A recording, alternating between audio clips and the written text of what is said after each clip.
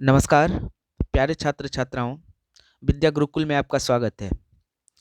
आज हम लोग सोशल साइंस का पार्ट थर्ड जो है सेट थ्री का पार्ट टू करने जा रहा हूं मैं।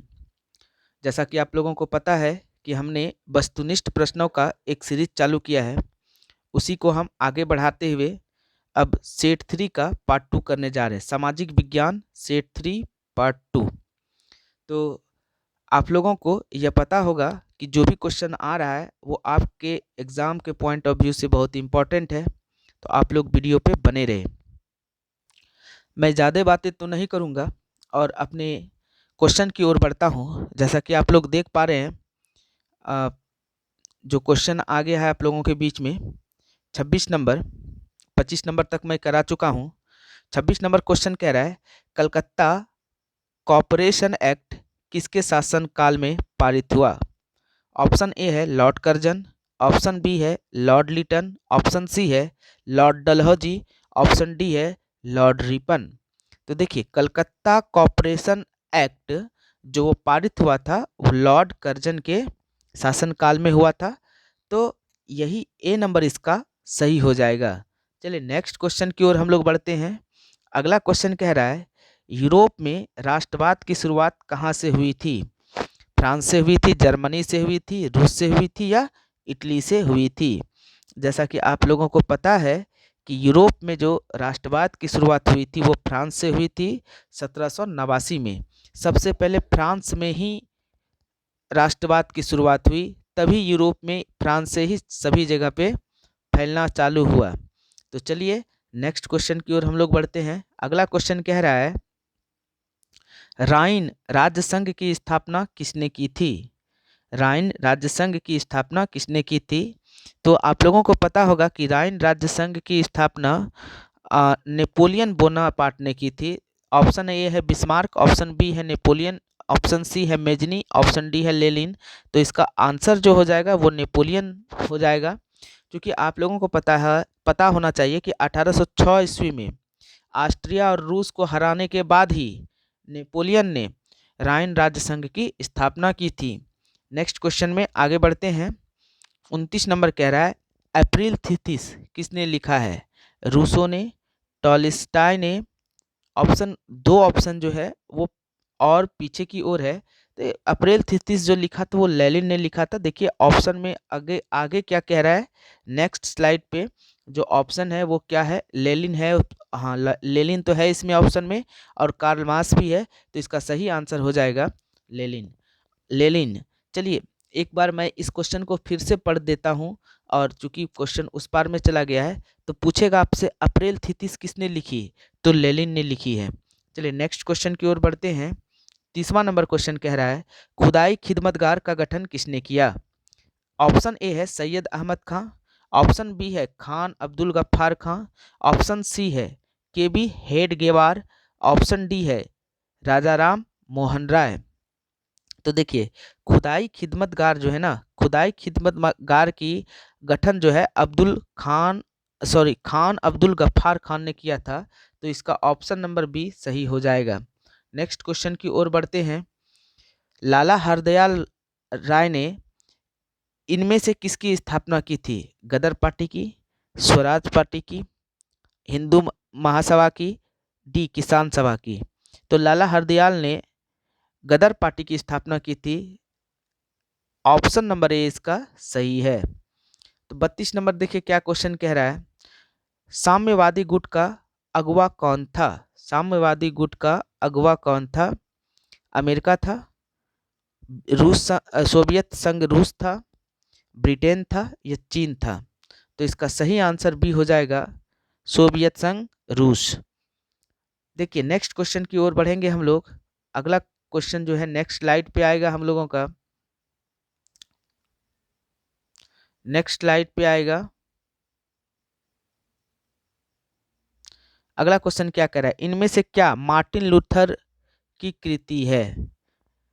यानी कि मार्टिन लूथर की कृति का मतलब यहाँ हो जाएगा कौन सा पुस्तक लिखा है, कौन सा लिखा है? ऑप्शन है अप्रैल थीसिस, जैसे कि अभी तुरंत ऑप्शन में आप लोग अप्रैल थीसिस क्वेश्चन पढ़ चुके हैं, लेनिन के द्वारा लिखा गया था, तो ये मार्टिन लूथर किंग के द्वारा तो होगा नहीं। Communist manifesto, 95 thesis, a common will. देखिए आप लोगों को ये चारों जो ऑप्शन है, चारों में से लगभग का नाम याद करना पड़ेगा। कम्युनिस्ट मैनिफेस्टो जो है कार्ल मार्क्स के द्वारा लिखा गया था, और कॉमनवेल्थ जो है वो एंगलस फ्रेडरिक के द्वारा लिखा गया था। नहीं, एंगलस फ्रेडरिक और कार्ल मार्क्स के द्वारा कम्युनिस्ट मैनिफेस्टो लिखा गया था। अब 95 थीसिस जो है ये मार्टिन लूथर किंग जी के द्वारा लिखा गया है, तो इसका सही आंसर सी हो जाएगा, 95 थीसिस। ऑप्शन नंबर सी 33 का सही हो जाएगा। नेक्स्ट क्वेश्चन की ओर हम लोग बढ़ते हैं। 34वां नंबर क्वेश्चन क्या कहता है वो देखिए। 34वां नंबर क्वेश्चन कह रहा है बंगाल गजट का प्रकाशन किसने किया? जेम्स हिक्की ने, मदन मोहन मालवीय जी ने, सी रविन्द्रनाथ टैगोर जी ने, डी इनमें से कोई नहीं। तो जैसे कि आपको पता है कि बंगाल गजट का प्रकाशन 1880 में जेम्स ए हिक्की के द्वारा किया गया था, तो ऑप्शन नंबर ए सही हो जाएगा। चलिए नेक्स्ट क्वेश्चन की ओर हम लोग बढ़ते हैं। यूनान इनमें से किस देश के अधीन था? ऑस्ट्रिया का, फ्रांस का, ब्रिटेन का, तुर्की का। तो देखिए यूनान पे जो पहले शासक था ना वो ऑटोमन साम्राज्य का था, और सबसे अधिक दिन तक शासक ऑटोमन साम्राज्य के अंतर्गत ही हुआ, और ऑटोमन साम्राज्य में जो रहा करते थे वो तुर्की रहा करते थे, इसलिए तुर्की यहाँ पे इसका सही आंसर हो जाएगा। चलिए नेक्स्ट क्वेश्चन की ओर हम लोग आगे बढ़ते हैं। नमक कानून तोड़ने के लिए गांधी जी ने कौन सा स्थान चुना? ऑप्शन ए है साबरमती, ऑप्शन बी है सूरत, ऑप्शन सी जो भी हो, ऑप्शन डी जो भी हो वो नेक्स्ट पेज पे मिलेगा। लेकिन जैसा कि हमको पता है कि नमक कानून तोड़ने के लिए गांधी जी ने डांडी को चुना था, क्योंकि डांडी नामक स्थान पे ही उन्होंने नमक कानून डांडी यात्रा करके चलाया था, जिसके द्वारा नमक कानून को तोड़ा गया था। तो नेक्स्ट क्वेश्चन पे देखिए चलते हैं हम लोग। नेक्स्ट क्वेश्चन कह क्या रहा है उस पर हम लोग ध्यान देंगे। देखिए यहाँ ऑप्शन में भी यहाँ पे डांडी दिया है, तो इसका सी नंबर सही ऑप्शन हो जाएगा। एक बार मैं फिर से इस क्वेश्चन को पढ़ के बता देता हूँ। यहाँ पे कहा गया है कि नमक कानून तोड़ने के लिए गांधी जी ने कौन सा स्थान चुना, तो डांडी इसका सही आंसर हो जाएगा। चलिए नेक्स्ट क्वेश्चन 37वां नंबर क्वेश्चन क्या कह रहा है उसकी ओर हम लोग बढ़ते हैं। समाजवादियों की बाइबिल किसे कहा जाता है? दास कैपिटल को, अप्रैल थीसिस को, सोशल कॉन्ट्रैक्ट को, या कम्युनिस्ट मैनिफेस्टो को। तो देखिए समाजवादियों की जो बाइबिल कहा जाता है वो दास कैपिटल को कहा जाता है, जिसको कार्ल मार्क्स के द्वारा लिखा गया था। तो आप लोग ये पुस्तक का नाम भी आता है कि दास कैपिटल किसने लिखा है, तो कार्ल मार्क्स के द्वारा लिखा गया था। नेक्स्ट क्वेश्चन की ओर हम लोग आगे बढ़ते हैं। 38वां नंबर क्वेश्चन कह रहा है एक स्वतंत्र राष्ट्र के रूप में सिंगापुर का उदय किस वर्ष हुआ? 1945 में, 1965 में, 1975 में, 1955 में। तो देखिए अगर हम बात करें स्वतंत्र राष्ट्र के रूप में सिंगापुर का उदय जो हुआ था वो 1965 में हुआ था, ऑप्शन नंबर बी है। और ये देखिए ये मलेशिया से अलग होकर हुआ था, इसीलिए हम लोग सिंगापुर के उदय के बारे में जानेंगे। तो ये जो पहले देश था ये मलेशिया के साथ जुड़ा हुआ था, ये मलेशिया से अलग हुआ था स्वतंत्र रूप से, तभी ये आज़ाद हुआ था, या तभी से ये अलग माना गया है। चलिए नेक्स्ट क्वेश्चन की ओर हम लोग बढ़ते हैं। अगला क्वेश्चन देखिए क्या कह रहा है। अगला क्वेश्चन कह रहा है कि यहाँ पे वियना कांग्रेस में कौन राष्ट्र सम्मिलित नहीं था?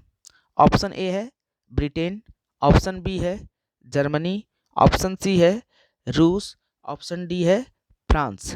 तो देखिए वियना कांग्रेस में जो है ना वो जर्मनी शामिल नहीं था, ऑप्शन बी इसका सही आंसर हो जाएगा। नेक्स्ट क्वेश्चन की ओर हम लोग बढ़ते हैं। अगला क्वेश्चन क्या कह रहा है इसको हम लोग देखना चाहेंगे। फॉरवर्ड ब्लॉक की स्थापना किसने की थी? 40वां नंबर क्वेश्चन कह रहा है फॉरवर्ड ब्लॉक की स्थापना किसने की थी? ए नंबर है एम.एन. रॉय ने, बी नंबर है सुभाष चंद्र बोस ने, सी नंबर है लाला हरदयाल ने, डी नंबर है चित्तरंजन दास ने। तो देखिए इसका जो ऑप्शन हो जाएगा वो सुभाष चंद्र बोस हो जाएगा। फॉरवर्ड ब्लॉक की स्थापना किसने की थी? तो सुभाष चंद्र बोस ने। नेक्स्ट क्वेश्चन की ओर बढ़ते हैं। अगला क्वेश्चन कह रहा है बम्बई राज्य का विभाजन किन दो राज्यों का गठन हुआ। मतलब बम्बई जो था पहले वो बहुत बड़ा क्षेत्र था, जब वो टूटा तो दो राज्यों से बना। कौन कौन सा दो राज्य बना ये आप लोगों को ऑप्शन से पता चलेगा। ए नंबर कह रहा है महाराष्ट्र और गोवा, बी नंबर कह रहा है महाराष्ट्र और गुजरात, सी नंबर कह रहा है महाराष्ट्र और कर्नाटक, डी नंबर ऑप्शन है महाराष्ट्र और आंध्र प्रदेश। जैसे बम्बई टूटा ना तो वो दो राज्यों में बट गया, और वो दो राज्य जो था वो महाराष्ट्र और गुजरात था, और ये ऐसा कब हुआ था तो 1960 में हुआ था। तो ऑप्शन नंबर बी इसका सही हो जाएगा। चलिए नेक्स्ट क्वेश्चन की ओर हम लोग आगे बढ़ते हैं। नेक्स्ट क्वेश्चन क्या कह रहा है, बिहार में कुल कितने नगर निगम स्थापित किए गए हैं। ऑप्शन ए है 10, ऑप्शन बी है 19, ऑप्शन सी है 12, ऑप्शन डी है 14। तो बिहार में कुल नगर निगम जो है 19 है, तो ऑप्शन नंबर बी इसका बी सही हो जाएगा। चलिए नेक्स्ट क्वेश्चन की ओर बढ़ते हैं। नेक्स्ट क्वेश्चन अगले स्लाइड पे हम लोगों को मिलेगा। अगला क्वेश्चन देखिए क्या कह रहा है, 43वां नंबर क्वेश्चन, राज्य पुनर्गठन आयोग की स्थापना कब हुई थी। 1950 में, 1952 में, 1953 में, 1954 में। तो राज्य पुनर्गठन आयोग की स्थापना 23 दिसंबर 1952 को किया गया था। नहीं, सॉरी 23 दिसंबर 1952 नहीं होगा, 53 हो जाएगा। 23 दिसंबर 1953 कन्फ्यूजन हो गया है, तो अब ये कन्फ्यूजन सही हो गया कि 23 दिसंबर 1953 को हुआ था। तो ऑप्शन नंबर इसका सी सही हो जाएगा। राज्य पुनर्गठन आयोग की स्थापना कब हुई थी तो 22 दिसंबर 1953 को। ऑप्शन नंबर इसका सी सही है। नेक्स्ट क्वेश्चन की ओर बढ़ते हैं हम लोग। अगला क्वेश्चन कह रहा है चुनाव आचार संहिता का निर्माण कौन करता है। ऑप्शन ए है निर्वाचन आयोग, ऑप्शन बी है क्षेत्रीय दल, ऑप्शन सी है सत्तारूढ़ दल, ऑप्शन डी है विपक्षी दल। चुनाव आचार संहिता का निर्माण कौन करता है तो निर्वाचन आयोग करता है। ऑप्शन नंबर बी ए इसका सही हो जाएगा। नेक्स्ट क्वेश्चन की ओर हम लोग बढ़ते हैं। अगला क्वेश्चन देखिए क्या कह रहा है, 45वां नंबर क्वेश्चन कह रहा है बिहार में पंचायती राज संस्थाएं हैं, एक स्तरीय, दो स्तरीय, तीन स्तरीय या चार स्तरीय। जैसा कि आप लोगों को पता होगा कि बिहार में जो है पंचायती राज संस्थाएं 3 स्तरीय है, तो इसका आंसर सही सी नंबर हो जाएगा। देखिए यहाँ पे आप लोग समझिए, ग्राम स्तर पर ग्राम पंचायत होता है, प्रखंड स्तर पर पंचायत समिति होता है, और जिला स्तर पर जिला परिषद होता है। तो इसीलिए 3 स्तरीय ढांचा को मैंने बता दिया आपको। एक बार फिर से सुन लीजिए, गांव के स्तर पर ग्रामीण स्तर पर ग्राम पंचायत, प्रखंड स्तर पर पंचायत समिति, और जिला स्तर पर जिला परिषद।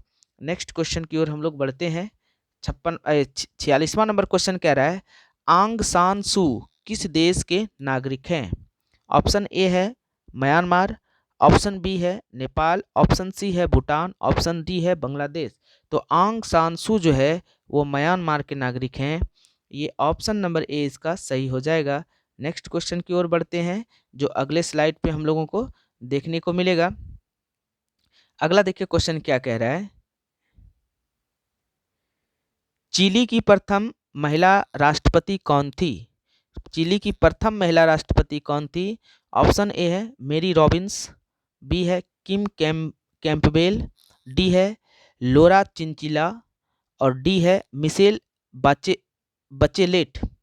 तो देखिए इसका जो ऑप्शन डी नंबर है वो सही हो जाएगा, मिशेल बचेलेट। और इनका जहाँ तक हमें पूरा नाम पता है, ये शायद इनका पूरा नाम होगा वेरोनिका मिशेल बचेलेट चोरिया, ऐसे कुछ नाम है इनका। इनको फेमस इसी नाम से मिशेल बचेलेट। तो इसका डी नंबर ऑप्शन सही हो जाएगा। तो चिली की प्रथम राष्ट्रपति मिशेल बचेलेट। देखिए ऑप्शन के हिसाब से आप लोगों को आंसर मारना होगा। पूरा नाम आप लोगों को नहीं भी याद रहे तो बचेलेट याद रखिएगा, मिशेल याद रह जाएगा। 48वां नंबर क्वेश्चन कह रहा है इनमें से किस पर लोकतंत्र का भविष्य निर्भर करता है। ऑप्शन ए है जातिवाद पर, ऑप्शन बी है निष्पक्ष चुनाव कर, चुनाव पर, ऑप्शन सी है अलगाववाद पर और ऑप्शन डी है इनमें से कोई नहीं। तो 48 नंबर का जो सही आंसर हो जाएगा वो बी हो जाएगा, निष्पक्ष चुनाव पर। चलिए 39वां नंबर क्वेश्चन पढ़ते हैं। लोकसभा में चुने हुए सदस्यों की संख्या कितनी है? तो जैसा कि आप लोगों को पता है कि लोकसभा में चुने गए सदस्यों की संख्या कितनी है। ऑप्शन ए है 540, ऑप्शन बी है 543, ऑप्शन सी है 545, ऑप्शन डी है 550। तो इसका सही आंसर हो जाएगा ऑप्शन बी 543। देखिए 50वें नंबर क्वेश्चन की ओर बढ़ते हैं हम लोग। नेक्स्ट क्वेश्चन जो कह रहा है उस पर हम लोग बढ़ते हैं। 50वां नंबर क्वेश्चन कह रहा है, इनमें से कहाँ प्रत्यक्ष लोकतंत्र है? स्विट्जरलैंड में, ब्रिटेन में, भारत में, चीन में। देखिए प्रत्यक्ष लोकतंत्र की अगर बात करें तो जैसे देखिए हम बात करें तो यहाँ पे स्विट्जरलैंड भी इसका सही आंसर होगा, क्योंकि स्विट्जरलैंड में जो है प्रत्यक्ष लोकतंत्र है। भारत के बारे में अगर आप लोग सोच रहे हैं तो भारत में जो है प्रत्यक्ष और अप्रत्यक्ष दोनों प्रकार का लोकतंत्र है, ठीक ना। तो यहाँ पे स्विट्जरलैंड इसका सही आंसर हो जाएगा। इनमें से कहाँ प्रत्यक्ष लोकतंत्र है? तो स्विट्जरलैंड में। चलिए नेक्स्ट क्वेश्चन की ओर हम लोग बढ़ते हैं। भारत में प्रत्यक्ष और अप्रत्यक्ष दोनों तरह से चुनाव होता है, तो यहाँ पे सी नंबर नहीं होगा, ए नंबर इसका सही हो जाएगा। देखिए 51 नंबर क्वेश्चन क्या कहता है, कितनी जनसंख्या पर ग्राम पंचायत का गठन किया जाता है? और अगर आपको किसी भी क्वेश्चन में डाउट हो तो आप लोग सर्च भी कर सकते हैं और सही आंसर प्राप्त कर सकते हैं। मे भी हो सकता है कुछ क्वेश्चन मेरे से जो हम बता रहे हैं वो बाय मिस्टेक गलती हो सकता है, इसमें कोई दो राय नहीं है, लेकिन जहाँ तक मेरी नॉलेज है मैं ऑथेंटिक जानकारी आप लोगों को दे रहा हूँ। 99% वो सही ही है। चलिए नेक्स्ट क्वेश्चन की ओर हम लोग बढ़ते हैं। 51 नंबर कह रहा है, कितनी जनसंख्या पर ग्राम पंचायत का गठन किया जाता है? ऑप्शन ए है 5000, ऑप्शन बी है 10,000, ऑप्शन सी है 7,000, ऑप्शन डी है 15,000। तो इसका जो ऑप्शन सी हो जाएगा 7,000 वो सही हो जाएगा। तो नेक्स्ट क्वेश्चन की ओर हम लोग बढ़ते हैं। अगला क्वेश्चन कह रहा है 1975 के आपातकाल की घोषणा किसने की थी? जनता पार्टी ने, भारतीय राष्ट्र कांग्रेस ने, सी बहुजन समाज पार्टी ने, डी समाजवादी कांग्रेस पार्टी ने।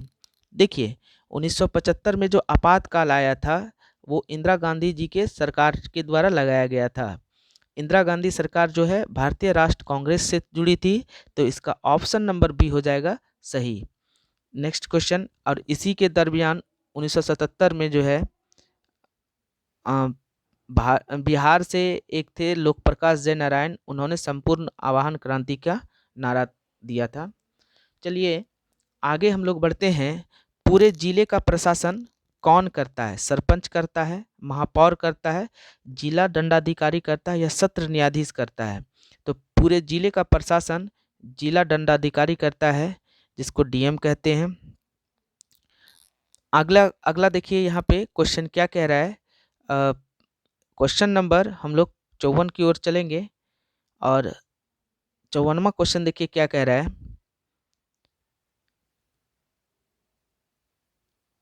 54वां क्वेश्चन कह रहा है कि नेपाल में लोकतंत्र वापसी के लिए कब आंदोलन हुआ? 2000 में, 2002 में, 2006 में, 2010 में। 54 नंबर क्वेश्चन का आंसर सही हो जाएगा 2006 में। नेपाल में लोकतंत्र वापसी के लिए 2006 में आंदोलन हुआ, क्योंकि देखिए नेपाल में पहले राजतंत्र चल रहा था और 2006 तक जो है उसके पहले से राजा का ही शासन हुआ करता था, वहाँ पे राजा ही हुआ करता था। सारे देशों में यहाँ पे चुनाव के द्वारा शासन, प्रधानमंत्री, राष्ट्रपति चुने जाते थे, लेकिन नेपाल में तब तक जो है राजा का ही शासन चला, इसीलिए वहाँ भी आंदोलन हुआ और उस आंदोलन का परिणाम हुआ कि 2006 के बाद वहाँ भी अब लोकतांत्रिक शासन आ गया है। चलिए नेक्स्ट क्वेश्चन की ओर बढ़ते हैं। 55वां नंबर क्वेश्चन कह रहा है, जल आपूर्ति के निजीकरण के विरुद्ध कहाँ संघर्ष हुआ? नेपाल में, बोलिविया में, बांग्लादेश में या बेल्जियम में? देखिए जल आपूर्ति निजीकरण के विरुद्ध बोलिविया में बोलिविया में जो है वो संघर्ष हुआ था, तो ऑप्शन बी इसका सही हो जाएगा। ऑप्शन देखिए जो बी है वो सही है। 56वां नंबर क्वेश्चन क्या कह रहा है कि विंग विंग एंड टोरी नामक राजनीतिक दलों का संबंध किस देश से है? तो ऑप्शन ए है यूगोस्लाविया से, ऑप्शन बी है उत्तरी आयरलैंड से, ऑप्शन सी है मॉस्को से, ऑप्शन डी है ब्रिटेन से। जैसा कि आप लोगों को पता होना चाहिए, विंग एंड टेरी जो है वो ब्रिटेन की राजनीतिक दलों से संबंधित है, तो इसलिए डी ऑप्शन इसका सही हो जाएगा। और आज के लिए मैं यहीं तक क्वेश्चन कराऊंगा, और नेक्स्ट पार्ट का जो बचा हुआ रेस्ट जो क्वेश्चन है वो इसके थर्ड पार्ट में आ जाएगा, तो आप लोगों का कंप्लीट हो जाएगा। चलिए कल हम लोग मिलते हैं नेक्स्ट पार्ट पर बचे हुए क्वेश्चन के साथ। आप लोगों को मेरी तरफ से आने वाले एग्ज़ाम के लिए हार्दिक शुभकामनाएं। आप लोग तैयार करें, अच्छा से पढ़ें, मन लगा के पढ़ें और अच्छा नंबर प्राप्त करें। जय हिंद, जय भारत।